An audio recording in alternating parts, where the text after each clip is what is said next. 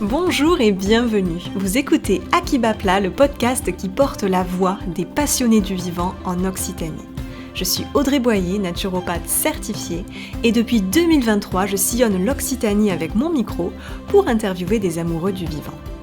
Chaque mardi, je vous partage des conseils concrets et des rencontres inspirantes pour mieux prendre soin de vous et du monde qui nous entoure.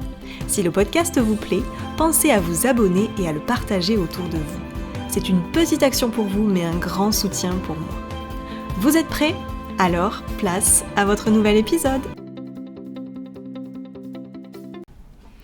Vous écoutez l'épisode 74 d'Akibapla Podcast. Comme chaque semaine, je suis ravie de vous retrouver pour aborder ensemble des sujets autour du bien-être, de la santé naturelle, de l'environnement et du développement personnel.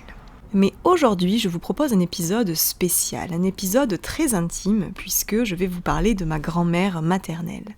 C'est la seule que j'ai connue, puisque ma grand-mère paternelle est décédée avant ma naissance, et j'avais envie de vous parler de ma grand-mère, parce que ça fait maintenant 1 an qu'elle est partie. J'avais envie de lui rendre hommage, de prendre un temps pour célébrer la personne qu'elle était, et surtout toutes les choses qu'elle m'a transmises et qui font aujourd'hui partie de la personne que je suis, de la personne que je suis devenue. Et en fait, à travers cet épisode, c'est un peu l'idée de célébrer toutes les personnes qui ont été importantes pour nous, pour notre évolution, qui nous ont marqués, que ce soit des rencontres de quelques heures ou des relations plus longues. Je pense qu'on a tous en tête une ou plusieurs personnes qui ont été ou qui sont importantes dans notre vie. Et donc, avec cet épisode, je vous invite aussi à vous poser la question: quelles sont les personnes qui vous ont marqué et à qui vous aimeriez dire merci ? Parfois, une personne qui nous a marqué, ça peut ne pas être lié à un souvenir particulièrement heureux. L'exemple le plus parlant peut-être, c'est un ou une ex-partenaire. Ça ne s'est peut-être pas terminé par un happy end, mais pour autant on peut ressentir de la gratitude pour un ou une ancienne partenaire parce que justement il nous aura permis d'évoluer, de cheminer, de changer, d'aller de l'avant. Mais parfois aussi, et heureusement, une personne peut nous avoir marqué par un souvenir plutôt positif, heureux, et c'est le cas ici de ma grand-mère. En préparant cet épisode, je me suis beaucoup interrogée sur comment j'allais vous la présenter, qu'est-ce que je retenais d'elle après avoir eu la chance de la côtoyer pendant 30 ans. Je ne sais pas si vous avez déjà fait cet exercice, mais c'est pas évident de résumer une personne en quelques lignes. Alors je me lance dans cet exercice imparfait et je sais qu'elle me pardonnera si je dis des bêtises. Ma grand-mère s'appelait Nicole. Et c'est drôle parce qu'en ce moment, j'arrête pas de croiser des femmes d'un certain âge qui ont le même prénom, comme un petit clin d'œil de la vie. C'était une enfant de la guerre, née en 1941, alors que son père était retenu prisonnier. Et elle m'a raconté tellement de fois son tout premier souvenir de vie. Âgée de quelques années à peine, elle devait courir se cacher à la cave lorsqu'elle entendait des avions passer au-dessus de la ferme. Et elle se rappelait avoir perdu une fois une de ses chaussures dans l'empressement en fait de se mettre à l'abri. Elle était la deuxième d'une fratrie de 5 sœurs et elle vivait dans l'est de la France.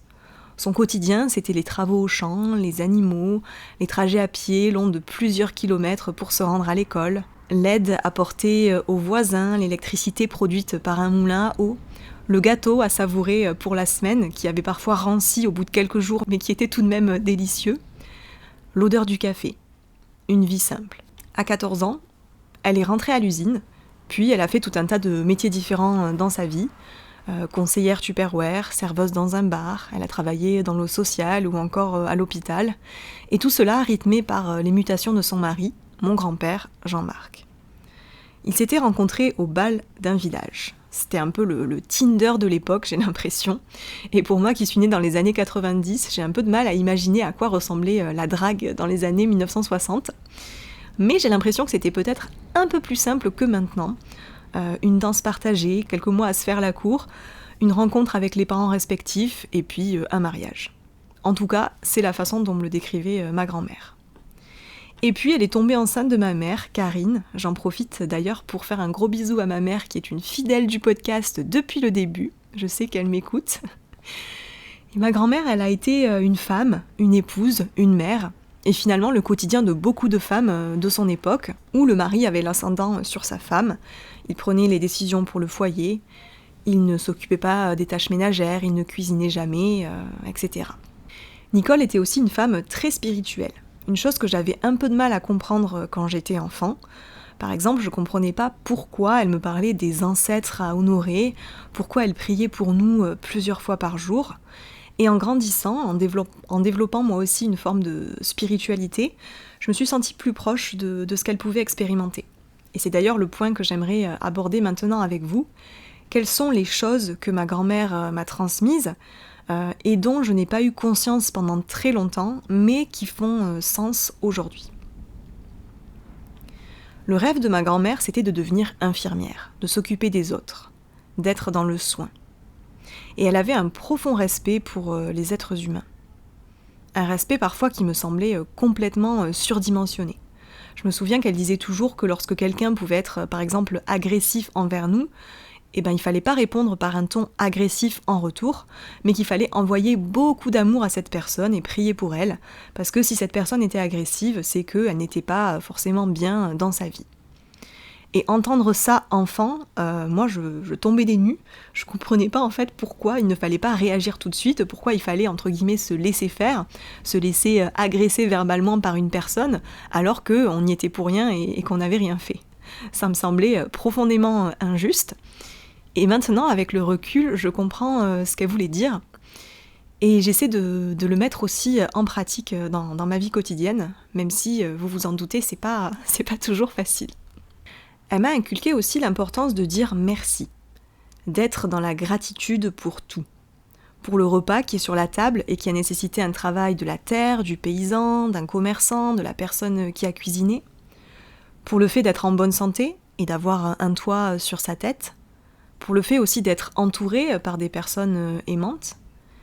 Et pour elle, tout était matière à exprimer une profonde gratitude. C'est quelque chose que j'ai beaucoup développé maintenant et mis en pratique. Et par exemple, lorsqu'on vous dit merci pour un service rendu, le simple fait de dire avec plaisir, ça change tout par rapport au fait de dire de rien. Ou encore l'idée de dire merci avec intention, de ressentir vraiment de la gratitude, là aussi ça change tout. Merci, c'est devenu un mot tellement banal, un peu comme bonjour, que remettre de l'intention là-dedans, ça change parfois les interactions qu'on a avec les autres.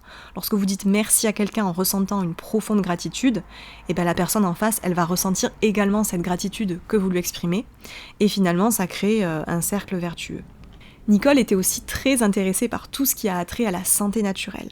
Et ça aussi, c'est quelque chose dont je me suis rendu compte assez récemment. Quand j'étais petite, sa solution miracle, je me rappelle, c'était le vinaigre de cidre. Combien de fois je l'ai vu sortir la bouteille de vinaigre de cidre, avec cette odeur vraiment caractéristique que je n'aimais pas du tout quand j'étais enfant, et en mettre par exemple sur des piqûres de moustiques. Vraiment, je détestais cette odeur quand j'étais plus jeune, et pourtant aujourd'hui, ça fait 10 ans maintenant que j'utilise le vinaigre de cidre comme après-shampoing, donc je suis devenue moi aussi une fan de ce produit. Mais c'est vrai qu'à l'époque, c'était vraiment insupportable, cette odeur de vinaigre de cidre qui était un peu sortie à tout va. Et c'est elle qui m'a initiée aussi à Maria Treben, la première femme herboriste, aux tisanes, aux bienfaits de l'Ho'oponopono, une méthode hawaïenne pour retrouver la paix intérieure, aux bains dérivatifs, etc. Et avec le recul, je me dis que c'était une belle entrée en matière pour la naturopathie, qui comprend finalement tous ces aspects, alimentation, phytothérapie, hydrothérapie, gestion des émotions, et j'en passe. Et je pense que c'est peut-être grâce à ma grand-mère que je me suis tournée vers la naturopathie. Puisque, en y réfléchissant, c'est la seule personne de ma famille qui avait cette fibre-là, cet intérêt pour le côté santé naturelle et spiritualité en même temps. Et même si ça fait 1 an que ma grand-mère, elle est plus de ce monde, je sais et je sens qu'elle est toujours là auprès de moi. Qu'elle me soutient, qu'elle veille. Et je la remercie vraiment pour tous ses enseignements, pour sa sagesse, pour son côté très humble aussi. C'est une personne qui était beaucoup dans l'humilité. Pour son calme, puisque j'ai grandi dans une famille de 4 enfants, où on était tout le temps en train de faire plein de choses, d'être assez speed. Et passer du temps avec ma grand-mère, c'était retrouver un espace plus calme, plus posé. Alors merci mamie pour tout ce que tu m'as transmis. Si j'en suis là aujourd'hui, je suis persuadée que c'est un peu grâce à toi. Et j'aimerais conclure cet épisode par la voix de ma grand-mère. À l'été 2023, je lui avais posé plusieurs questions dans le cadre du hors-série de Vive Voix que j'ai enregistré dans le podcast avec plusieurs personnes âgées en Occitanie. Je vous mets le lien d'ailleurs en description si vous voulez écouter ces superbes épisodes avec la voix de nos aînés. J'ai vraiment adoré tourner ces épisodes il y a 2 ans. Donc j'ai la chance aujourd'hui d'avoir encore ces enregistrements à disposition qui me permettent de conserver la voix de ma grand-mère. Parce que la voix, en fait, c'est quelque chose qui se perd vite lorsque la personne elle est plus là, lorsque la personne est décédée. Donc d'ailleurs, je vous invite à aller voir vos anciens, vos aînés, et à leur poser des questions sur leur vie, à les enregistrer, parce que c'est vraiment un précieux trésor lorsque les personnes ne sont plus là. Et à travers cet épisode, je voulais donc donner un espace à ma grand-mère pour qu'elle s'exprime. Et que vous ressentiez un peu plus encore son univers. Donc je vous laisse avec ces mots. Et si vous avez envie de réagir à cet épisode un peu spécial, je vous invite à m'envoyer un message sur les réseaux sociaux. Peut-être que cela vous aura fait penser à vos propres grands-parents ou à d'autres personnes qui vous ont marqué. Ou peut-être que vous aurez envie de dire merci en direct aux personnes qui comptent pour vous. C'est vrai que l'idéal, c'est de le faire lorsque les personnes sont vivantes. En tout cas, merci à vous d'avoir écouté cet épisode. Vous avez participé à rendre un bel hommage à ma grand-mère. Et je vous laisse avec sa voix, avec les mots qu'elle m'a transmis lorsque j'ai enregistré une interview avec elle il y a 2 ans. Mais qu'est-ce qui a le plus changé, tu vois, depuis ton enfance? Qui a le plus changé, c'est-à-dire que déjà, on n'était pas dans l'abondance. On vivait tout à fait simplement, parce que les parents, papa faisait le pain, enfin bref. Et donc, on était toujours à pied, parce que quand on était petit, on n'avait pas de vélo, on était toujours à pied. Donc, on n'était pas dans l'abondance, parce que quand j'ai rencontré Jean-Marc, il est venu me voir en stop, il était de Belfort. Tu te rends compte? On n'était pas dans l'abondance, et puis beaucoup moins vite. On faisait les choses beaucoup plus calmement, déjà. C'est surtout ça, beaucoup plus calmement. Si tu avais un conseil à donner aux jeunes de maintenant, qu'est-ce que ça serait? Pour moi, personnellement, on dit que tout va très vite, mais je trouve que les jeunes ont beaucoup d'énergie, qui sont très ouverts. Parce que les études, beaucoup de sport, donc on dynamise aussi, on dynamise les gens, les jeunes. Et puis ce que je fais maintenant, c'est-à-dire je m'occupe de prière, et je lis des passages, mais je lis pas vite, je le lis tranquillement, calmement et tout. Et ben, je me sens beaucoup mieux.